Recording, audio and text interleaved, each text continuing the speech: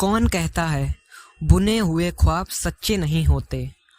कौन कहता है कि बुने हुए ख्वाब सच्चे नहीं होते? मंजिलें उन्हीं को नहीं मिलती जिनके इरादे अच्छे नहीं होते।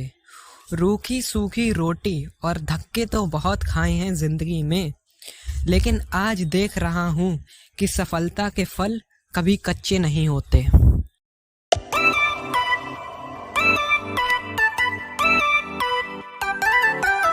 Hello everyone and welcome to our YouTube channel Edulive ICSC।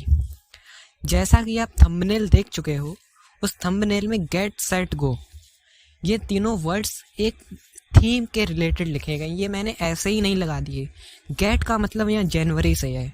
जो आपकी जनवरी चली गई है, आपने यूटिलाइज़ की होगी, आपने वेस्ट की होगी, कुछ ने इन्वेस्ट की होगी, वो अलग बात है, उसको आप भूल जाइए। लेकिन अब सेट होने का समय फरवरी में है। आपको सेट कैसे होना है वो मैं इस वीडियो में बताऊंगा। और जो गो है ना, वो है मार्च, जो आपके एग्ज़ाम्स हैं, बोर्ड एग्ज़ाम्स, सेमेस्टर 2 एग्ज़ाम्स। तो वो तो आपको सेट होने के बाद ही होगा। गो तो आप तभी हो पाओगे, आप एंड फिनिश तभी कर पाओगे जब आप सेट हो जाएंगे। और गो का टाइम तो अभी नहीं आया है। गो आने में अभी आपको 1-1.5 महीने का वेट करना, और उससे पहले आपको होना है सेट फरवरी में। अब काफ़ी लोग सोच रहे होंगे कि मेरी जनवरी वेस्ट हो चुकी है। कई रीज़न हो सकते हैं, मौज मस्ती के, कुछ भी हो सकता है, या कईयों ने काफ़ी अच्छे से यूटिलाइज़ किया होगा। लेकिन अगर आपकी जनवरी वेस्ट हो गई है और आप काफ़ी डिप्रेस्ड हैं, डिमोटिवेटेड हैं, सैड हैं, तो आप चिंता मत कीजिए। इस वीडियो में वही सब बताने जा रहा हूँ आपको कैसे क्या करना है। अब आपके पास फरवरी है, कहा जाए तो 30 दिन है, मुश्किल, लेकिन हाँ 30 दिन तो हैं पूरे। आपके एग्ज़ाम्स हो सकता है 5 से 10 मार्च से स्टार्ट हो, तो अगर आप देखें तो अराउंड आपके पास 30 डेज़ है। और मैंने काउंट किया है, बहुत हद तक बता सकता हूँ, क्लास 10th में आपके ऑलमोस्ट 70 चैप्टर्स आ रहे होंगे, सभी सब्जेक्ट्स मिला के 70 to 75 होंगे। अब आपके लिए एक बहुत बड़ा टास्क आपको लग रहा होगा, 30 दिन और 75 चैप्टर्स, काफ़ी बड़ा टारगेट है। अब आप कैसे करेंगे? कोई टाइम टेबल नहीं है, कोई शेड्यूल नहीं है। अब आपको करना क्या है, मैं आपको सब कुछ बताता हूँ इस वीडियो में। आपके पास सबसे पहले आप देखिए, आपके पास 30 दिन है।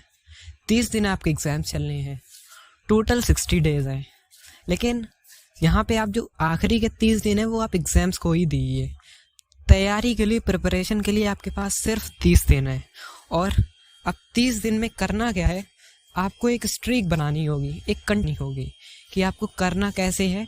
तो सबसे पहले स्ट्रीक बनाने के लिए शुरुआत छोटे से होती है। एक बहुत छोटा स्टेप चाहिए होता है एक बड़ी शुरुआत के लिए, एक मजबूत शुरुआत के लिए, जो आपको आगे जाकर बहुत हेल्प करे। तो स्ट्रीक बनानी कैसी है, 7-7 दिनों की शुरुआत करनी है। एक दिन में एक चैप्टर से आपको 7 दिनों में 7 चैप्टर कंप्लीट करने हैं। आप अपनी फेवरेट टॉपिक उठाइए, आप अपना फेवरेट चैप्टर उठाइए और इस तरह से कंप्लीट कीजिए कि आप 7 दिनों में 7 चैप्टर कर लें, रोज़ एक दिन का एक चैप्टर। और अगर आपने 7 दिनों में 7 चैप्टर ख़त्म कर लिए तो आप एक स्ट्रीक हासिल कर चुके हैं। आपको जो मोटिवेशन चाहिए वो आपको मिल चुका होगा, क्योंकि आपने 7 दिनों में 7 चैप्टर कर लिए और आपको अब विश्वास हुआ होगा कि हाँ मैं भी कर सकता हूँ। अब एक वीक ख़त्म हो चुका है, अब आते हैं नेक्स्ट वीक पर, अगले 7 दिनों में।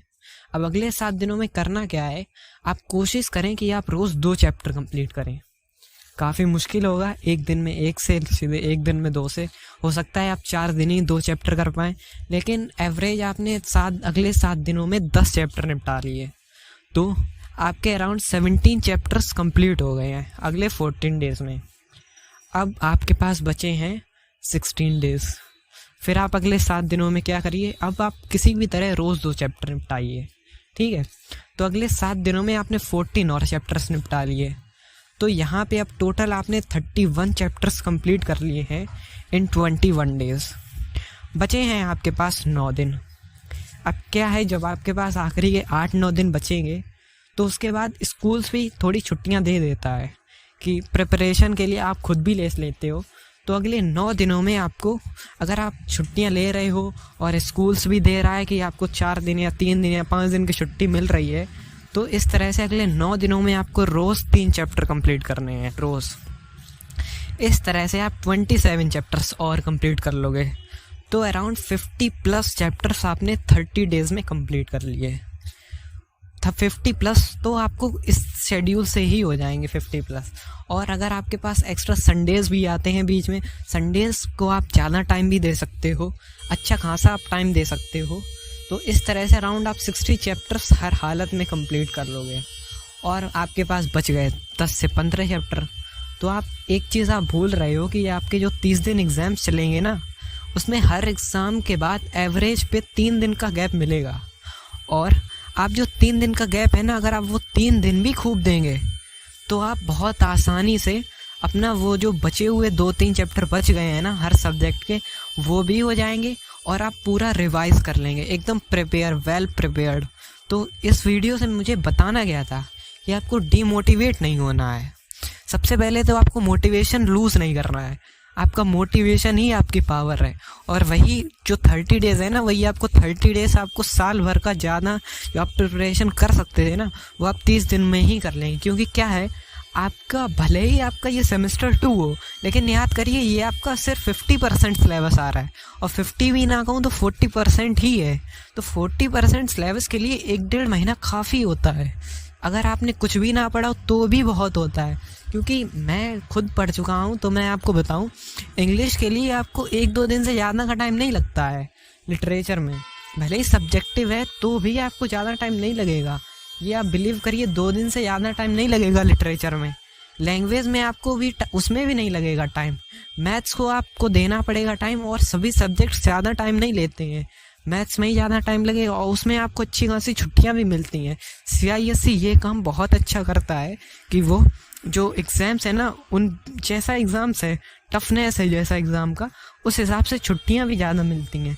वो इस ऐसे प्लानिंग करते हैं कि आपको ऑप्टिमम सफिशिएंट टाइम मिल जाए कि आप अच्छे से प्रिपेयर कर सकें।